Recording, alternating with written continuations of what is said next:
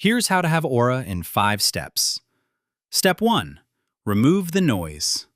Aura starts before you say anything. If you enter a room while checking your phone, scanning for someone more important, or mentally rehearsing how you appear, your attention is divided. Before an interaction, close the competing task. Silence the notification. Put the phone out of your hand. Take one unforced breath and notice what is already happening. In an experiment on face-to-face conversation, the attention a listener gave strongly influenced how the speaker evaluated both the conversation and the listener. Step 2. Make people feel seen. Attention becomes powerful when another person can perceive it. Listen for their main point, not merely the next gap where you can speak. Ask one relevant follow-up question, then reflect what you understood. So the difficult part wasn't the workload, it was the uncertainty about what they expected? That gives them evidence that their meaning reached another mind. Experimental research found that people evaluated active listeners more positively and were more willing to cooperate with them. They even felt better about the experiences they had described. People with aura don't make every interaction point back towards themselves. They make the interaction feel more vivid for everyone inside it. Step 3. Combine warmth with competence. When people encounter you, they're quietly estimating 2 things. What are this person's intentions? And can this person act on them? Researchers often describe these dimensions as warmth and competence. Warmth without competence can feel pleasant, but insubstantial. Competence without warmth can create respect without ease. Give one signal of each. Warmth means making your goodwill legible. Competence means doing something useful. In a group task, you might say, Maya's timeline makes the risk clear. I can turn it into the one-page plan by 4. The first sentence recognizes another person. The second makes a clear contribution.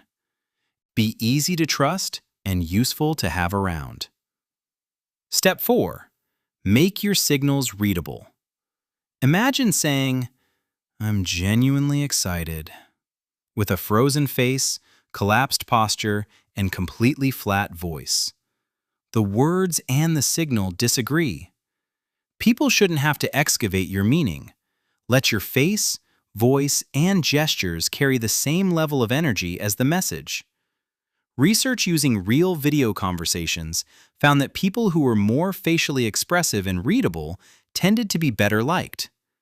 Other experiments found that changes in speech rate, pitch, and intonation altered how confident a speaker sounded. This doesn't mean forcing a deep voice, smiling constantly, or maintaining a fixed amount of eye contact. It means using contrast. Try saying, the plan's difficult, but it's possible. Pause before but. Stress possible. Use one natural gesture on the important idea. Don't become louder everywhere. Make the important part easier to detect. Step 5. Leave one clear signal. People rarely remember the entire interaction. They remember a feeling or one clear idea. Choose the signal you want to leave. Instead of saying, I suppose there are several things we could possibly improve, say, we don't need more ideas.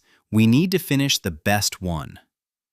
In field and laboratory interventions, people trained in specific behaviors, including stories, metaphors, expressive gestures, and vocal delivery, were subsequently rated as more charismatic.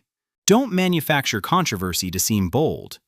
Say one thing you genuinely mean, make it specific, and stop before you bury it beneath disclaimers. Practice this now. Put your phone away and choose one conversation. Listen for the person's main point, reflect it in one sentence, contribute one useful idea, deliver it with one clear vocal contrast, then stop before you over-explain. Remove the noise. Make people feel seen. Combine warmth with competence. Make your signals readable. Leave one clear signal. If concern about other people's opinions keeps pulling you out of the moment, watch the previous video. How to not care what others think in 5 steps.